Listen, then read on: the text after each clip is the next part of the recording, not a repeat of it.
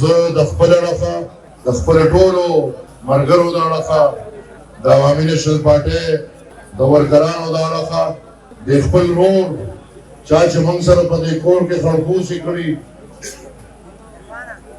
چا چې موږ سره په دې کور کې شریک د ګرځېدو د منډو چلونه موږ یو ځای زده کړي دي.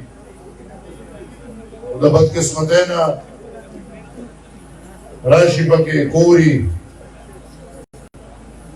لوښي چې پراته نو پړنګېږي. خو نن زموږ دپاره د خوشحالۍ خبره ده چې نن موږ یو وارې بیا په دې خپل کور او په دې خپله دیره دا سره جنډه ودروله. زموږ د ټولو دپاره د خوشحالۍ خبره ده او زموږ د ټولو دې مبارک شي چې علم خان او د هغه ټول ملګري واپس عوامي نیشنل پارټۍ ته راغلي. زه ورته هرکلی ویم، په خیرالۍ ورته ویم. زموږ دپاره دا بدقسمتي شي موږ د خلک بیا تانه راکوي چې په کور کې اتحاد او اتفاق نه کوي او بار د خلکو نه طمع کوي. نو زما دپاره دا ډېره خوشقسمتي ده چې زما په کور کې الحمدلله اتفاق جوړېږي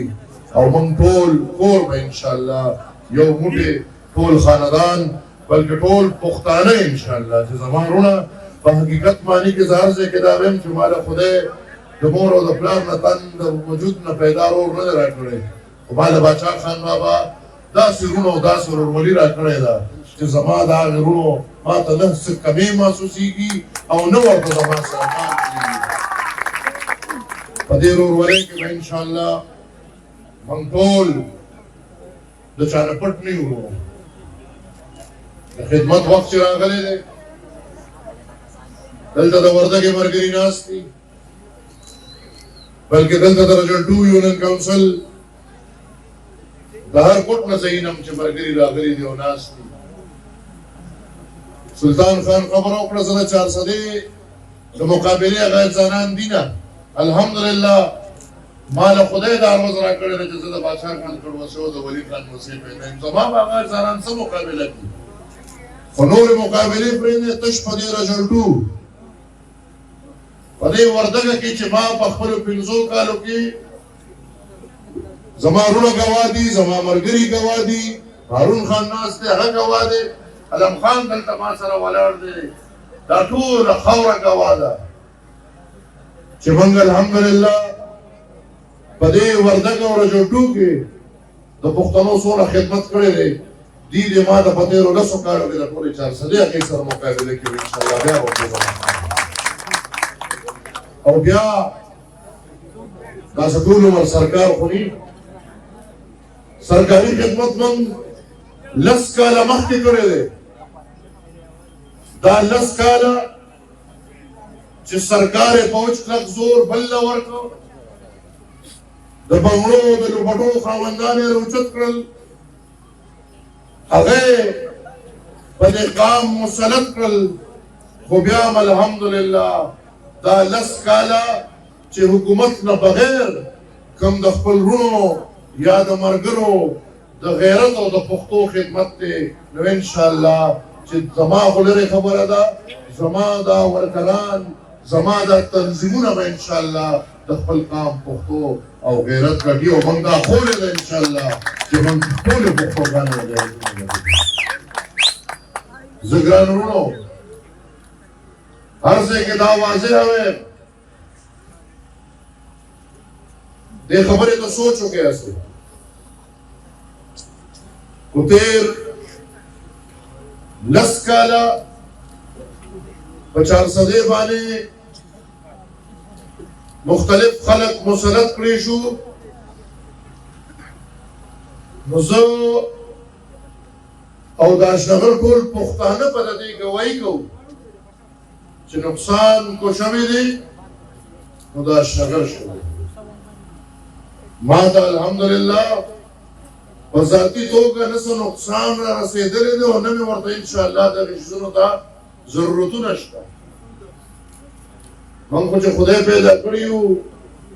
بغیر ممبرۍ خو پرېږدی چې دا بغیر ممبرۍ دا حل دی نو بلا ممبرۍ سره مسایل خو پاسماندا 400 پاتې شو په دې لسو کالو کې په 400 کې یو کالج جوړ نشو اخري کالج په 400 کې جوړ شوی د عبدالعلي خان ډیګري کالج په دې لسو کالو کې په 400 کې یو پروجیکټ رانغی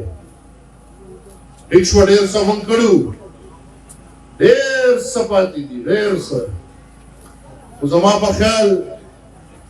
چې څنګه په پېښور کې یو پی آر ټي جوړه کړې ده نو دا یې زموږ په 400 کې په دې لسو کالو کې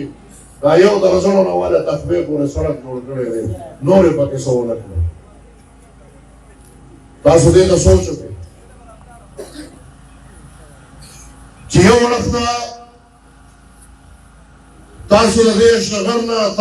تاسو مشرانو د خپل قام د نمائندګۍ لپاره د دې شغل نه کو زه درته تاریخ روز پړم نو ستاسو مشرانو ډاکټر خان صاحب منتخب کړو ستاسو مشرانو غنی خان منتخب کړو ستاسو مشرانو خدای بخلی ولی خان منتخب کړو تاسو د سپینګری چې ما سره مخامخ نن ناست کې تاسو ولی خان منتخب کړو تاسو بیا د خپل نمائندګۍ لپاره زمون قائد زمون رهبر الله دې صحت ورکړي الله دې ژوند ورکړي هغه منتخب کړو بل خوا د بدقسمتۍ نه په دې ټول تاریخ کې 3 کسان منتخب شو اول مولانا حسن جان صاحب بیا مولانا گوهر شاه صاحب او بیا د تیرو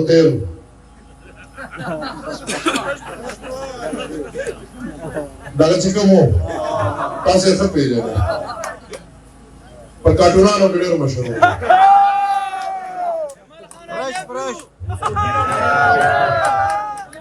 I love you all زما تاسو ټول لپاره یو ډول تاسو دا نارم وخی منگ دا تارازار شا زمان دا عقیده دا انشاءاللہ چی منگ با تاسو نزان زارو منگ با دے خور نزان زارو منگ با دے بچو نزان زارو منگ با پختنو دا حق نزان زارو بلانونو تاسو کتل چی کل تاسو زمان دا کورنینا دا ڈاکٹر خان صاحب نراوالی تر دا اسفندیار ولی خان پوری خلق منتخب کرن اگی تشتا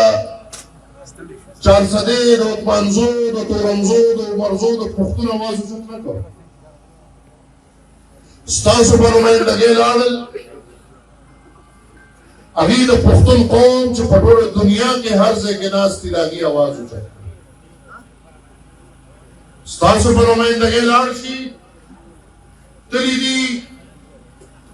هغې الحمدلله هلته د اشنغر او د 400 نوم په ټول پاکستان کې لکه د ستوري وځله بل خوا یو صاحب لس کاله تېر کړي دي زما مشر دی څه ورپسې نه ویم خو هغه په دغه پارلمان کې په لسو کالو کې د 400 د خلکو حق خو پرېږدی د 400 د خلکو نمایندګي خو پرېږدی د 400 د خلکو دپاره خبره کول خو پرېږدی هغه به خدای سلام هم په مایک په چا کې اچوي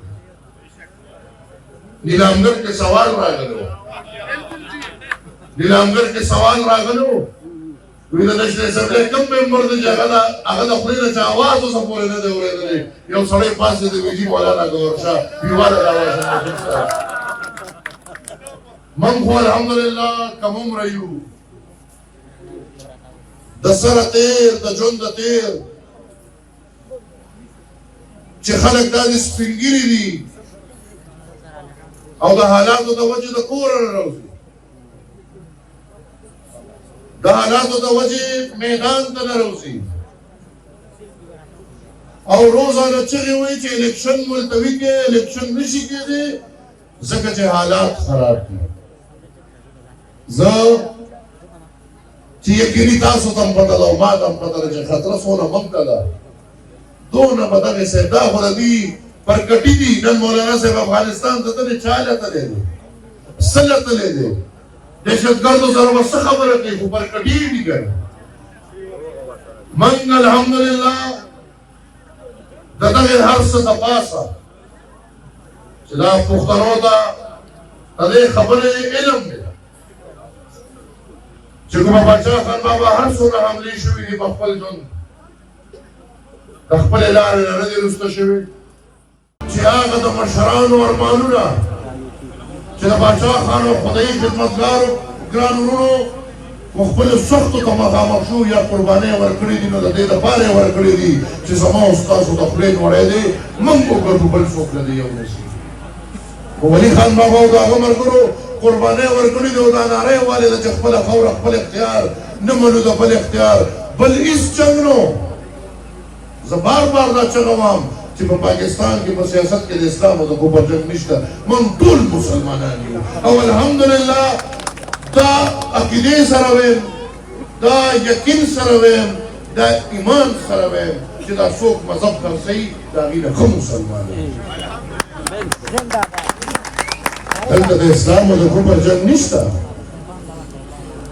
دلته د پاکستان د وفادارۍ او د بې وفایۍ جنګ نشته موږ ټول پاکستانیان یو پاکستان منو خدای دې کړي چې پاکستان د موږ ومني خدای دې کړي چې پاکستان د پښتون ومني خدای دې کړي چې پاکستان د بلوچ ومني خدای دې کړي چې پاکستان د ومني چې د پنجاب نه علاوه او پنجاب کې هم دغه یو څو ځایونه دي د دې نه علاوه هم چې دا کوم انسانان په پاکستان کې ژوند دی رهي دا پاکستانیان دي موږ ټول پاکستانیان یو دلته جنګ د وسایل پښتنو وروڼو جنګ د دې خبرې دی چې زما خاوره مالامال ده زه بجلي جوړوم د خپل ضرورت نه زیاته یې جوړوم په دې وخت هم زما غوږ کې جنریټر ډره کوي د ټول پنجاب کارخانې زما په بجلۍ چلیږي زما پښتون د په تیرو کې ناست زما خاوره ګیس لري د ګیس پایپ لاین پنجاب ته تللی وي زما د پښتونخوا چې کوم کلي کې ګیس روزي هغې کلي ته هم ګیس نه میلاوي زما خاوره تیل لري د دې ادي د غوږ نه روزی پښتنو زمونږ خاوره مالامال په دې باجوړ کې یو کاڼی راوتی دی چې نیپرایټ ورته وایي چې د هغې یو ټرک په 1214 کروړو روپۍ خرڅېږي ښه یو ټرک کې به یا 2 کاڼي راځي یا 3 زما په سوات کې زمرد دي چې د دنیا 15 بهترین کاڼو کې راځي زما پښتون نار نه اردو زما بچی زما د قام بچی دا ټولو ته وګوره او زه درته یقیني ویم چې د دې ټولو ټسټونو کې دا په طاقت یا په اشیا باندې کمزوري دي خپې پلېخپې دي لغړ دي زما حجرې ویرانې دي زما لارې کوڅې تباه دي زما د سکول نظام نشته زما د تعلیم د بچي نظام نشته زما د صحت د بچي نظام نشته جنګ د دې خبرې ولي خان بابا دې خدای وبخي هغه به ویې وي د دې پنجابي نه انګریز خو انګریز هغه به مثال ورکو پخوا په چاټو کې شملې کېدې شملو د پاسه به کوچ جوړېدل اوس خو هغه شیزونه لاړل اوس خو د اوسنۍ ښځې خدای دې من شي کلتر له نه سموي نو شملې او چاټې خو نه راتلې فالیا څنګه دی هغه د شپې اوبه هم ولا زمونږ د تره زوی او ماما زوی ولا به خپله راځي فالیا دې کلی کړی نن سبا هغه ښځې نه دي نو ولي خان بابا د خدای وبخښي هغه به ویل انګریز خو کوچ به خپل قام راوړل نو شمله به زما په قام ولګوله کو شمله به خپل قام راوړل دا کوچ به زما په قام ولګول اوس وي داسې د بلا په بچو وړېدلي وو چې سړی د چاټۍ رانه ګرانو وروڼو نن مې اتلسم عیني ترمیم چې دا ملک ته خطره ده. هلکه اتلسم عیني ترمیم څنګه ملک ته خطره ده؟ 12 کاله وشو چې اتلسم عیني ترمیم کامیاب شوی دی. اتلسم عیني ترمیم چې کامیاب شو زما لاره بنده شوه، په ما دماغې په ما هر قسمه لارې بندې، کله طالب راپاسه، کله فیض راپاسه، کله څه راپاسه، خو چې زه د اسمبلۍ ته لاړ نه شم چې د پښتنو د حق خبره دې ونه شي. 12 کاله کې په یو شیز عمل درآمد نشته، خو تا ته تاوان دی. نو په ساده خبره کې ساده په دې خبره ځان پوهېږې پښتنو، پاکستان ته نقصان د دې نه رسي چې خو ستا بچي ته ستا حق، د هغې بچي حق میلاوېږي. پردی هم نه، پردی حق نه غواړو، خپل حق غواړو، د خپل بچي حق غواړو. خو ګنا زما بچي ته حق میلاوېږي نو پاکستان ته پې تاوان رسي. 3 نسله ورسره دا ومنله، څلور مې ورسره بلکل منلو ته نه دی تیار. پاکستان ته دې 100 ځله تاوان ورسي، زما د خپل بچي حق ته چې جمدي یو. اتلسم عیني ترمیم موږ ته د خپل مشر د اړخه داسې یو تحفه ده چې زموږ د مشرانو ارمانونه یې پوره کړي دي. په دې آئین به عمل کېږي، په دې ترمیم به عمل کېږي. او که څوک وایي چې دا اتلسم عیني ترمیم به واپس کوو، یاد دې ساتي چې د پاکستان اخري ورځ به هغه وس ثابتېږي چې زما د پښتنو حق دی واپس زما د بچي نه واخیستلی شي او د پنجاب ویستلی شي. نور بیا بالکل در سره دغه ملک نه منم چې یو ملک ته تاوان په دې رسي چې زما بچي ته زما د بچي د خولې نوړی میلاوېږي، نو زما بچیانو ته د خپل ملک ګڼې نه. لہذا دا ټول د دا غوږونه کولو کي چې موږ عوامي نیشنل پارټي د خپل قام او د خپل قام د بچو د حق نه دستبردار کېدو ته نه یو. حکومتونه خو نه میلاوېږي،